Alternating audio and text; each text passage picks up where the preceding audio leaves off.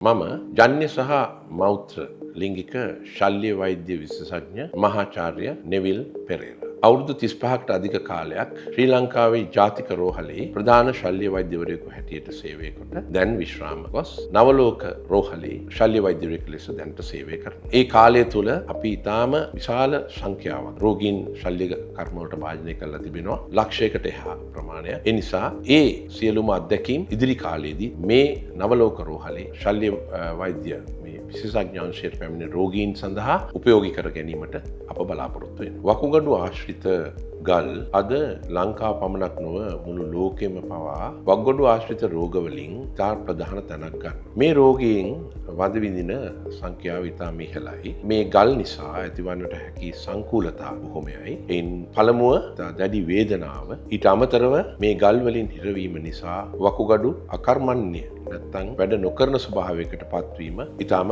භයානක ප්‍රතිඵලයක් වෙනවා. ඊට අමතරව මුත්‍රා ආසාදන, මුත්‍රා සමග ලේ යෑම, නිරතුරුවම අලුත් ගල් ඇතිවීම වැනි ප්‍රශ්න වකුගඩු ගල් වලින් ඇතිවන කරදර වලින් කොටසක් පමණයි. මේ ගල් වලට ප්‍රතිකාරයක් හැටියට ආදි කාලේ දැන් අවුරුදු ගණනාවකට ඉස්සලා දශක ගණනාවකට ඉස්සලා තිබුණේ ශල්‍ය කර්ම මගින් මේ ගල් ඉවත් කිරීම. නමුත් දැන් නවීන ප්‍රතිකාර සහ පරීක්ෂණ යටතේ මුල් අවස්ථාවලදී මේ ගල් කුඩා කාලයේදීම සොයා ගන්නට පුළුවන්. රෝග ලක්ෂණ මතුව විගස අල්ට්‍රාසවුන්ඩ් ස්කෑන් පරීක්ෂණය, එක්ස්රේ සහ CT ස්කෑන් වැනි නවීන පරීක්ෂණ මගින් මේ ගල්වල පිහිටීමත් එයින් ශරීරයට ඇති කළ තිබෙන සංකුලතාත් සොයාගත හැකියි. මේ සොයා ගැනීමෙන් පසුව මේ ගල් වලින් ඉතා කුඩා ගල් ඉවත් කිරීම සඳහා විශේෂයෙන්ම මේවා මුත්‍රා නාල ආශ්‍රිතව තිබෙනවා නම් ඉවත් කිරීම සඳහා දැන් ඖෂධ පවා තිබෙනවා. නමුත් ගල් දිය කිරීමට සහ ගල් විනාශ කිරීමට නම් තාමත් ඖෂධයක් හරියට හොයාගෙන නැහැ. එතකොට ඒ ගල් විශාලයි නම් වකුගඩුවට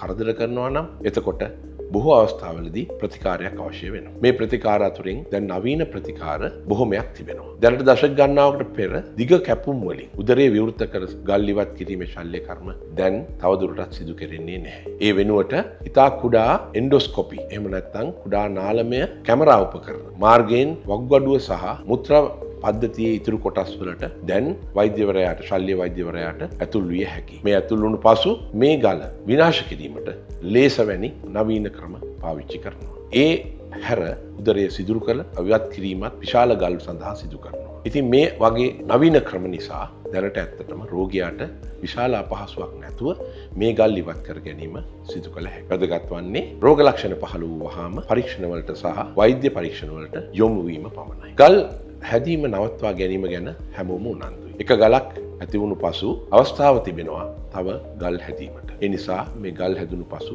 ඒ ඉවත් කළ පසු එම ප්‍රශ්නය ඉවරයි කියලා හිතන්නට එපා. ඒ නිසා විටින් විට අඩු ගානේ අවුරුද්දකට හෝ දෙකකට වතාවක් රෝග පරීක්ෂාවකට භාජනය වීම වැදගත්. ජලය පානය කිරීම, විජලනය එහෙම නැත්නම් වියලීමට භාජනය නොවී තබා ගැනීම ඉතාමත් වැදගත්. ආහාර ද්‍රව්‍ය වලින් පරිස්සම් වීම බොහෝ අය කතා කළත් සාමාන්‍ය කැල්සියම් ප්‍රමාණය ශරීරයේ තිබෙන කෙනෙකුට කැල්සියම් අඩු කිරීම වැනි හෝ කැල්සියම් සහිත ආහාර නොගෙන සිටීම වැනි දේවල් දැන් අපි අවවාද කරන්නේ නැහැ. ඉතින් ඒ නිසා වැදගත් වන්නේ ඔබ රෝග ලක්ෂණ පහළ වූ පමණින් ඒ සම්බන්ධ විශේෂඥ වෛද්‍යවරයෙකුට යොමු වීම.